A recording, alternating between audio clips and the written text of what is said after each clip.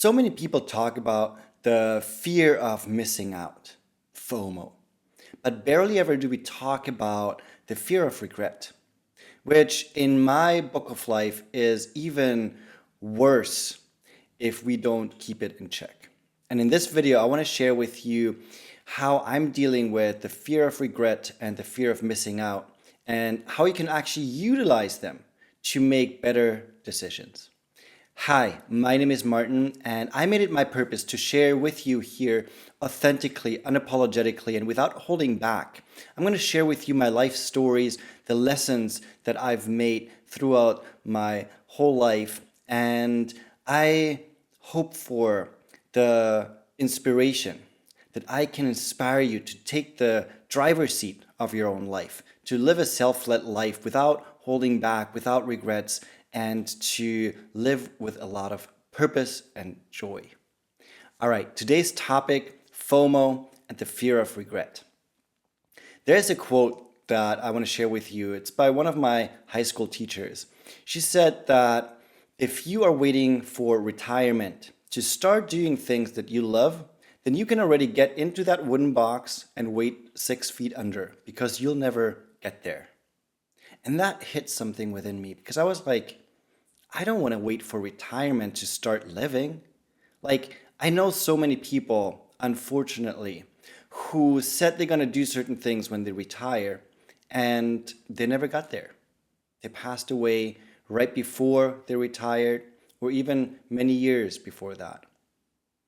And they had so many hopes and dreams that they took with them because they waited. Les Brown said it once, the richest place on earth is the graveyard, because buried there lie the dreams and hopes that were never acted upon. Do you want to live like that? Or do you want to live with meaning, with purpose, to experience life to its fullest while you are still here and able to do those things without postponing, without saying like, I'm going to do it later? If so, affirm it now, affirm it in the comments. Say yes. Say yes to your own life. So FOMO and fear of regret are usually something that we look at in a very negative way, but they can actually come in very, very handy when we make decisions. Let's look at FOMO, fear of missing out. I've had that a couple times in my life, multiple times in my life, where I felt like I don't want to do this or I don't want to do that. Like, very often it was connected to like social events, meeting friends, or going out.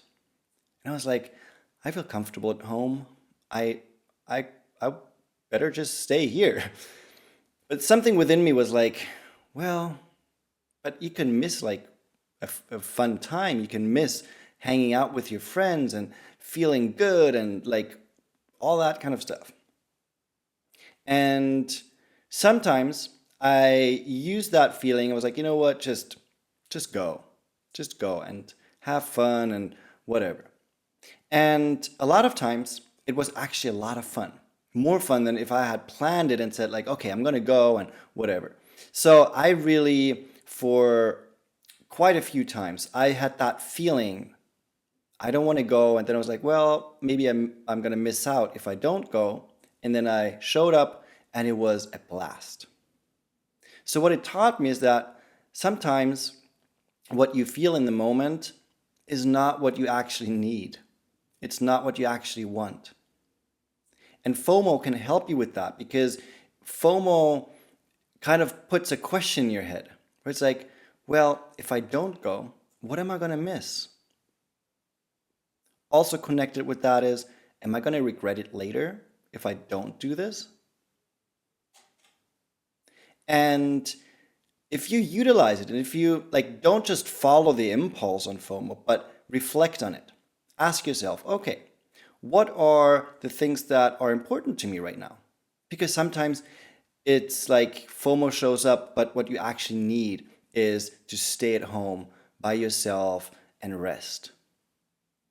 I have that a lot of times from like I had a full day. I worked from like 7 in the morning until 6 or 7 p.m. and I just need some rest. I just need time for myself. And yes, I could miss out on something. But the thing is, we are always going to miss out on something. Me being here right now recording the video, I miss out on being on my couch, just chilling. Being on my couch, just chilling, I'm missing out on going for a walk. When I go for a walk, I'm going to miss out on like thousands and thousands of other things. So if you're always just driven by what else can I do, then we will never make a decision that it has like long-term positive consequences. And that's where fear of regret comes in. Because if we look at the long-term consequences, then regret or the fear of regret can really, really help us. Because we can look at, okay, if I make a decision to not do this, will I regret it in the long run? Or won't it affect my life at all? There's this thing where there's like research on it as well, where people, before they die, they don't regret the things that they did, but they regretted the things they didn't do. And that doesn't mean like do everything, but do everything that you are aligned with. Do everything that makes you feel alive, that you are passionate about, that you love. Because those are the things that you will regret not doing. And not taking the steps towards your goals, towards your vision. If you, like, I've done that in the past where I shared it previously, I think, where I've always had plan A as acting. And even though I will always consider myself an actor, right now I'm not acting, but I'm absolutely okay with it because I love the coaching that I'm doing. I love investing my time creating those videos. And back in the day, that was like not even, I couldn't even imagine it because plan A was for me acting. And I always thought if I did something else, like coaching, which I knew for a while that it really fulfilled me and it gave me a lot of fire, like inside of me, I was just like burning for it. The thing is, I didn't go after that because I thought if I do that, I'm going to miss out on acting. But the thing is, I didn't reflect on it. And that's why reflection is so important with FOMO and with fear of regret. Because I only thought about the consequences if I did something that I love, because I thought I have to stop the other thing that I love, which was absolutely BS. It wasn't until I had a conversation with my brother who asked me, like, what do you do for a living? And I was like, well, I'm an actor. He's like, but how do you make money? And I'm like, well, through those day jobs, like I was in sales. I was like in kind of like a rental kind of company where they rented out shared flats. I was doing like a lot of different things, and though some of them were fun and like the people I worked with, it was like a great time, but it didn't fulfill me. But I told myself it's okay to do that because I'm following my dream of acting. And after that conversation with my brother, I was like, while I'm acting, there will always be times where I don't have a job. So why not use the time in between the jobs that I have, in between the acting gigs, and do something that I truly am passionate about, where I feel like I can make an impact, where it fuels me and makes me really feel alive. And that's how I became a coach, because I've had a coach before that. I went to different seminars And what I learned there, it just transformed my life. And I was like, I want to pass that on. I want to give other people the opportunity to also grow into their best selves and follow their dreams and passions. But in order to do that, I had to give up that thinking that I'm going to miss out on an acting opportunity while I'm doing something I loved. So fear of regret, it's also connected to that experience, because now I'm looking at fear of regret in a way where I'm like, if I don't do something that I know deep within my soul is the right thing to do, if I don't follow that, I know that I'm going to regret it. And I'm afraid in a positive way. I think that's like one of the only fears I think is one of the positive fears. I'm afraid that at the end of my life, I look back and I regret things. Like regret talking to someone, regret reaching out to someone that maybe there was like a conflict or something and apologizing. Because we never know when either we or the other people leave this planet or this earth, this life. And I don't want to keep holding on that regret of never having even tried to resolve an issue. But it can also be asking for a payment raise, or asking or applying for a new job, giving someone a compliment, asking someone out on a date. Very often we are afraid of the consequence. What if I get rejected? What if they say no? But the thing is, you already have a no before you ask.